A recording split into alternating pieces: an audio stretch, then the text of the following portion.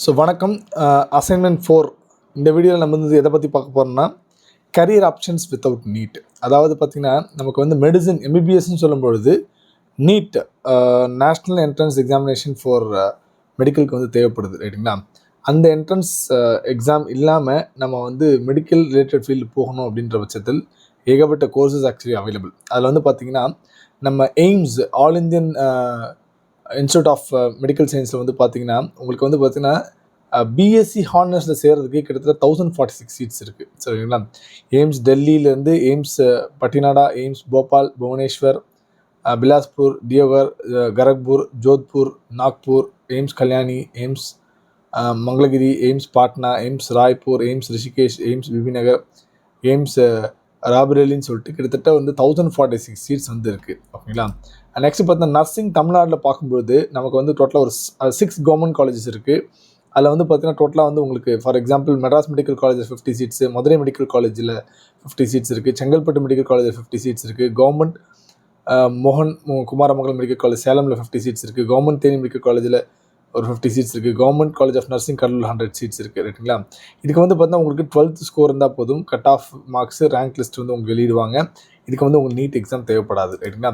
அடுத்து ஃபார்மசின்னு சொல்லும்போது B Pharm 4 years இருக்குது. இதுக்கு வந்து உங்களுக்கு பார்த்தா நீட் தேவைப்படாது. மெட்ராஸ் மெடிக்கல் காலேஜில் 60 சீட்ஸ் இருக்குது, மதுரை மெடிக்கல் காலேஜில் 60 சீட்ஸ் இருக்குது. அண்ட் தென் அதை முடிச்சதுக்கப்புறம் நீங்கள் ஃபார்ம் டி பண்ணணும் அப்படின்னா அதுக்கு 5 இயர்ஸ் ஆஃப் கோர்சஸ் இருக்குது, ஓகேங்களா?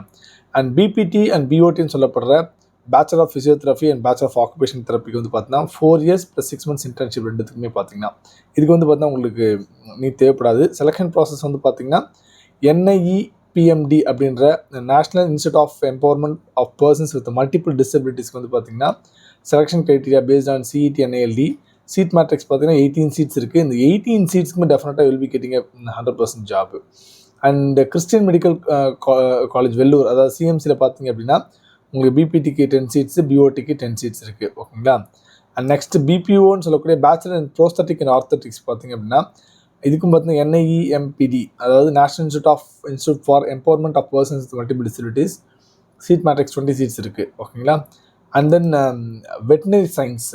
ஸோ ஸ்டேட் கோட்டாக்கு வந்து பார்த்தீங்கன்னா அவங்க கம்ப்ளீட்டாக வந்து நம்ம தமிழ்நாடை பொறுத்தவரையும் எந்த ஒரு என்ட்ரன்ஸ் எக்ஸாம் கிடையாது. 12th ஃபிசிக்ஸ், கெமிஸ்ட்ரி, பயாலஜியில் நீங்கள் ஸ்கோர் இருக்கிறத பொறுத்து உங்களுக்கு ரேங்கிங் லிஸ்ட் வெளியிடுவாங்க. அதை பொறுத்து உங்களுக்கு அட்மிஷன்ஸ் இருக்கும். பட் ஆல் இந்தியா கோட்டா வந்து பார்த்தீங்கன்னா பேஸ்ட் ஆன் CUET எக்ஸாம் பொறுத்து உங்களுக்கு இருக்கும். அண்ட் ஃபிஷரி சயின்ஸ் சொல்லக்கூடிய ஃபிஷரி சயின்ஸ் வந்து பார்த்தீங்கன்னா admission based completely based on 12th score தான், ஓகேங்களா? And then agriculture again admission based on 12th score தான். பிஎஸ்சி அக்ரி நீங்கள் சேரணும் அப்படின்னா உங்களுக்கு 12th ஸ்கோர் இருந்தால் போதும். அண்ட் CUET வந்து பார்த்தீங்கன்னா காமன் யூனிவர்சிட்டி என்ட்ரன்ஸ் எக்ஸாம் போது ஆல் இந்தியா லெவலில் ஒரு 250+ யூனிவர்சிட்டிஸ் இருக்குது. Central, state, deemed, private university இருக்குது.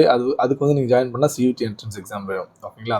ஸோ இப்படி ஓவராலாக பார்க்கும்போது BSc nursing, BSc biotechnology, BSc animal husbandry and dairying, BSc cyber forensics, BSc fisheries, BSc cardiovascular technology, இந்த மாதிரி இதில் வந்து பார்த்தீங்கன்னா உங்களுக்கு டியூரேஷன் 3 இயர்ஸ்லேருந்து 4 இயர்ஸ் வரையும் இருக்கும். ஆவரேஜ் சேலரி 3 lakhsலேருந்து 8 lakhs வரையும் அந்த காலேஜை பொறுத்து உங்களுக்கு வேரி ஆகும். ஸோ இதுலேயுமே வந்து நல்ல உங்களுக்கு பேக்கேஜ் இருக்குது.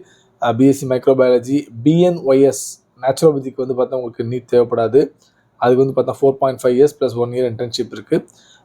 பிஎஸ்சி ஆடியாலஜி இருக்குது, பிஎஸ்சி மெடிக்கல் இமேஜிங் டெக்னாலஜி இருக்குது, ஓகேங்களா? ஸோ இதுக்கெல்லாமே பார்த்தா உங்களுக்கு 60 to 70% வந்து எலிஜிபிலிட்டி 12th இருந்தால் போதும். ஃபிசிக்ஸ், கெமிஸ்ட்ரி, பயாலஜி கம்பல்சரி சப்ஜெக்டாக இருக்கணும், ரைட்டுங்களா? ஸோ அதனால் நீட்டு இல்லாமல் நீங்கள் சேரக்கூடிய கோர்சஸ்லாம் இதுதான் நம்ம லிஸ்ட் பண்ணுது. ஸோ அதனால் வந்து you have lot of opportunities. அண்ட் இது வந்து பார்த்தீங்கன்னா பிஎஸ்சி இதை பொறுத்து நீங்கள் இன்ஜினியரிங்கில் வரும்போது உங்களுக்கு மெடிக்கல் ரிலேட்டடாக ஃபீல்ட் பார்க்கும்போது உங்களுக்கு பயோமெடிக்கல் இன்ஜினியரிங், பயோடெக்னாலஜி இருக்குது. Biomedical engineering almost related to உங்களுக்கு வந்து medical field. Biotechnology completely research field சம்மந்தப்பட்டது, ஓகேங்களா? So this is what actually the assignment 4. Thank you all of you.